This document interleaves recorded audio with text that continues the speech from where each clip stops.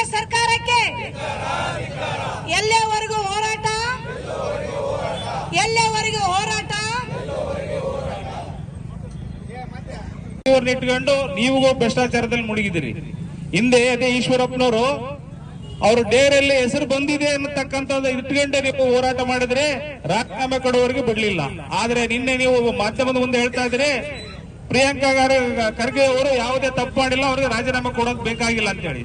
ಎಂತ ನೀಚಗೆಟ್ಟ ಮುಖ್ಯಮಂತ್ರಿಗಳಿದ್ರೆ ಅಂತಂದ್ರೆ ನಿಮ್ಮ ಸರ್ಕಾರ, ನೀವು ವಿರೋಧ ಪಕ್ಷದಲ್ಲಿ ಇರಬೇಕಾದ್ರೆ ಮಾತಾಡ್ತಕ್ಕಂಥ ಏನು ಹೊರಡುಗಳಿತ್ತು ಅಲ್ಲ ಅವತ್ತೇ ಎಚ್ಚರದಿಂದ ನೆನಪಿಸಿಕೊಳ್ಳಿ ಮುಖ್ಯಮಂತ್ರಿಗಳೇ. ಇವತ್ತು ನಿಮ್ಮ ಸರ್ಕಾರದಲ್ಲಿ ಭ್ರಷ್ಟಾಚಾರ ಅಂತಕ್ಕಂಥದ್ದು ತಾಂಡವಾಡ್ತಾ ಇದೆ.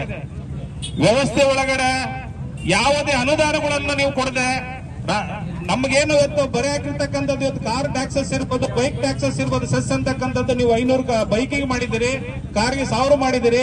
ಆದ್ರೆ ಆ ಕಟ್ತಕ್ಕಂಥ ಟ್ಯಾಕ್ಸ್ ಕಟ್ತಕ್ಕಂಥ ಜನ ಗುಂಡಿಗೂ ರಸ್ತೆಗಳಲ್ಲಿ ಅಡ್ಡಾಡ್ತಕ್ಕಂಥದ್ದು ವ್ಯವಸ್ಥೆ ಕ್ರಿಯೇಟ್ ಮಾಡಿದಿರಿ.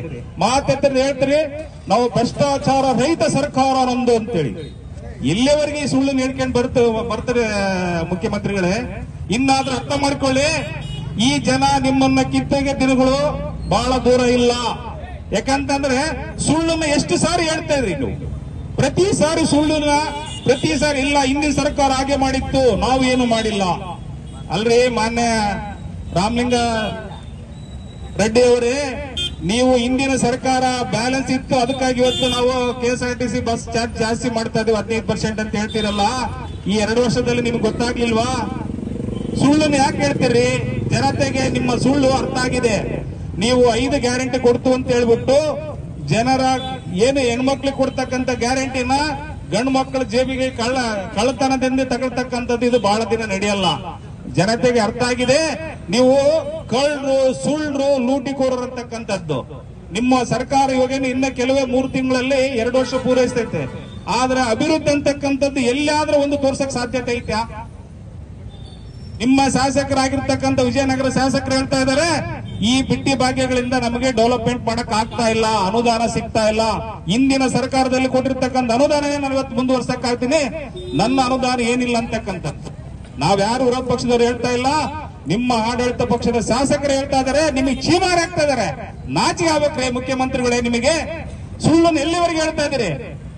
ನಮ್ಮ ತಾಲೂಕಿನಲ್ಲಿ ನೀವು ನೋಡ್ತಾ ಇರಬಹುದು, ಇಷ್ಟು ಗಣಿ CSR ಫಂಡ್ ಇರ್ಬೋದು, ಜಿಂದಾಲ್ CSR ಫಂಡ್ ಇರ್ಬೋದು, DMF ಫಂಡ್ ಇರ್ಬೋದು, ಎಲ್ಲ ಇದ್ರು ಕೂಡ ನನ್ನೂರು ತೋರಣಗಲ್ಲಲ್ಲಿ ರಸ್ತೆ ಇಲ್ಲ ಇವತ್ತಿಗೂ ಒಂದು ಅಭಿವೃದ್ಧಿ. ಇವತ್ತು ನಮ್ಮ ಪ್ರಿಯಾಂಕಾ ಖರ್ಗೆ ಅವರು ಎಷ್ಟು ಅನ್ಯಾಯ ಮಾಡಿ ಇವತ್ತು ಒಂದು ಸರ್ಕಾರಿ ನೌಕರು ಕೂಡ ಕಾಂಗ್ರೆಸ್ ಗೌರ್ಮೆಂಟ್ ಅಲ್ಲಿ ಶಾಂತಿ ಇಲ್ಲ, ಬರೇ ಪ್ರಾಣಗಳು ಕಳ್ಕೊಳ್ತಾ ಇದ್ದಾರೆ. ಅದೇ ರೀತಿ ನಾಗೇಂದ್ರ ಅವರು ರಾಜೀನಾಮೆ ಮಾಡಿದ್ರು. ನೀವ್ ಎದಕ್ ಮಾಡ್ತಾ ಇಲ್ಲ ಸ್ವಾಮಿ? ಭ್ರಷ್ಟ ಸರ್ಕಾರ ಕಿತ್ತೋಗಿಬೇಕಂತೇಳಿ ಜನ ತೀರ್ಮಾನ ಮಾಡಿದ್ದಾರೆ. ಮುಂದೆ ಬರ್ತಕ್ಕಂಥ ದಿನಮಾನಗಳಲ್ಲಿ ವಿಜಯೇಂದ್ರನವರ ಹೋರಾಟದಲ್ಲಿ ಅತಿ ಹೆಚ್ಚು ಸಂಖ್ಯೆಯಲ್ಲಿ ಭಾಗವಹಿಸಿ ನಾವು ಉಗ್ರ ಹೋರಾಟ ಮಾಡ್ತೀವಿ ರಾಜ್ಯ ಮಟ್ಟದಲ್ಲಿ. ಇವತ್ತು ಪ್ರತಿ ಜಿಲ್ಲೆಯಲ್ಲಿ, ಪ್ರತಿ ತಾಲೂಕಲ್ಲಿ ಕೂಡ ಇವತ್ತು ಕರೆ ಮಾಡಿದ್ದಾರೆ ವಿಜಯೇಂದ್ರಣ್ಣನವರು. ಪ್ರತಿ ಕಡೆ ಯಶಸ್ವಿಯಾಗಿ ಮಾಡ್ತಾ ಇದ್ದಾರೆ. ಮುಂದೆ ಬರ್ತಕ್ಕಂಥ ದಿನಮಾನಗಳಲ್ಲಿ ಈ ಕಾಂಗ್ರೆಸ್ ಸರ್ಕಾರವನ್ನು ಕಿತ್ತು ಹೋಗಲಿದ್ರೆ ಈ ಸರ್ಕಾರ ಅಭಿವೃದ್ಧಿ ಅನ್ನೋದಿಲ್ಲ. ನಾವು ಯಾಕಂದ್ರೆ ಅಭಿವೃದ್ಧಿ ಅನ್ನೋದು 0. ಇವತ್ತು ಮಕ್ಕಳಿಗೆ ಒಂದು ಶಿಕ್ಷಣದಲ್ಲಿ ಕೂಡ ಹಿಂದುಳಿದಿದೆ, ಅದೇ ರೀತಿ ಅಭಿವೃದ್ಧಿಯಲ್ಲಿ ಹಿಂದುಳಿದಿದೆ. ಇವತ್ತು ಸರ್ಕಾರಿ ನೌಕರಿ, ಸರ್ಕಾರಿಯಲ್ಲಿ ಕೆಲಸ ಮಾಡ್ಬೇಕಂದ್ರೆ ಮನಃಶಾಂತಿ ಇಲ್ಲ, ಯಾವಾಗ ಪ್ರಾಣ ಕಳ್ಕೊಂತೀವೋ ಗೊತ್ತಿಲ್ಲ. ಆ ರೀತಿ ನೌಕರಿ ಇವತ್ತು ಸರ್ಕಾರಿ ನೌಕರರು ಬಹಳ ತೊಂದರೆ ಅನುಭವಿಸ್ತಾ ಇದ್ದಾರೆ. ಇವತ್ತು ಸ್ವಲ್ಪ ಏನನ್ನ ಅವ್ರಿಗೆ ಇದಾಗಲ್ಲ ಸರ್, ಇದು ಮಾಡಕ್ ಆಗಲ್ಲ ಅಂದ್ರೆ ಕೂಡ ಅವ್ರಿಗೆ ಒತ್ತಡದಿಂದ ಅವ್ರ ಪ್ರಾಣ ಕಳ್ಕೊಂತಿದ್ದಾರೆ. ಆ ರೀತಿ ಮಾಡ್ತಾ ಇದ್ದಾರೆ ಸರ್ಕಾರ. ದಯವಿಟ್ಟು ಹೇಳ್ತಾ ಇದ್ದೀನಿ, ಪ್ರಿಯಾಂಕಾ ಖರ್ಗೆ ಅವರೇ ರಾಜೀನಾಮೆ ಮಾಡಿದ್ರೆ ಬಹಳ ಚೆನ್ನಾಗಿರುತ್ತೆ. ಇಲ್ಲಿದ್ರೆ ಇನ್ನು ಮುಂದೆ ಉಗ್ರ ಹೋರಾಟ ಮಾಡಿ ಇಡೀ ರಾಜ್ಯದಲ್ಲಿ ನಿಮ್ಮ ಸರ್ಕಾರವನ್ನು ಕಿತ್ತಿ ಹೋಗಿಸೋ ತನಕ ನಾವು ಯಾರು ನಿರಂತರವಾಗಿ ಇರಲ್ಲ ಅಂತ ಹೇಳಿ ಹೇಳ್ತಾ ಇದ್ದೀನಿ. ಯಾಕಂದ್ರೆ ಇವತ್ತು ಒಬ್ಬರು ಕೂಡ ಬರೇ ಫ್ರೀ ಅಂತೇಳಿ ಹೇಳ್ತಾ ಇದ್ರಿ. ದಯವಿಟ್ಟು ಹೇಳ್ತಾ ಇದ್ದೀನಿ, ಇವತ್ತು ಸಿದ್ದರಾಮಯ್ಯ ಅವರು ನಾಗೇಂದ್ರನ ಯಾವ ರೀತಿ ರಾಜೀನಾಮೆ ಮಾಡಿಸಿದಾರೋ ಅದೇ ರೀತಿ ಪ್ರಿಯಾಂಕಾ ಖರ್ಗೆ ಅವ್ರನ್ನ ಕೂಡ ರಾಜೀನಾಮೆ ಮಾಡಿಸಬೇಕಂತೇಳಿ ತಮ್ಮಲ್ಲಿ ಮನವಿ ಮಾಡ್ತಾ, ಇವತ್ತು ನಮ್ಮೆಲ್ಲರನ್ನ ಉದ್ದೇಶಿಸಿ ನಮ್ಮ ಪುರಸಭಾ ಮಾಜಿ ಅಧ್ಯಕ್ಷರು ಅನಿತಾ ವಸಂತಕುಮಾರ್ ಅಣ್ಣನವರು ಮಾತಾಡಲಿದ್ದಾರೆ. ಈ ಮೂಲಕ ಒಂದು ಮನವಿ ಮಾಡ್ತಾ ಇದ್ದೇನೆ. ಸಚಿನ್ ಪಂಚಾಳೆ ಅವರು ಆತ್ಮಹತ್ಯೆ ಮಾಡಿಕೊಂಡ್ರು. ಅದಕ್ಕಿಂತ ಮುಂಚೆ 7 ಪುಟಗಳ ಒಂದು ಡೆತ್ ನೋಟ್ ಬರೆದು ವಿವರವಾಗಿ ನನ್ನ ಸಾವಿಗೆ ಕಾರಣ ಯಾರಂತೇಳಿ 7 ಪುಟಗಳ ಡೆತ್ ನೋಟ್ ಬರೆದು ಪೊಲೀಸ್ ಸ್ಟೇಷನ್ಗೆ ಅವರ ಕುಟುಂಬದವರು ಹೋಗಿ ಈಗ ನಮ್ಮ ಅಣ್ಣ ಡೆತ್ ನೋಟ್ ಬರೆದಿಟ್ಟಿದ್ದಾರೆ, ಕಾಣಿಸ್ತಾ ಇಲ್ಲ, ದಯಮಾಡಿ ಕೇಸ್ ದಾಖಲಿಸ್ಕೊಳ್ರಿ ಅಂತ ಕೇಳಿದ್ರು ಈ ಗೃಹ ಇಲಾಖೆ ಯಾವುದೇ ಒಂದು ಸ್ಪಂದನೆ ಮಾಡಿಲ್ಲ. ಪೊಲೀಸ್ ಸ್ಟೇಷನ್ ಅವರು ಅಧಿಕಾರಿಗಳು ಸಹ ಯಾವುದು ಸ್ಪಂದಿಸಲಿಲ್ಲ. ಅಕಸ್ಮಾತ್ ಅವರ ಒಂದು FIR ಮಾಡಿಕೊಂಡು ತನಿಖೆ ಏನಾದ್ರು ಮಾಡಿದ್ರೆ ಆ ವ್ಯಕ್ತಿ ಎಲ್ಲಾದ್ರೂ ಸೋಷಿಯಲ್ ಮೀಡಿಯಾದಲ್ಲಿ ಯಾರಾದ್ರೂ ನೋಡಿದ್ರೆ ಆತನ ಜೀವ ಉಳಿಸ್ತಕ್ಕಂತ ಪ್ರಯತ್ನ ಆದ್ರೂ ಮಾಡ್ತಾ ಇದ್ರು.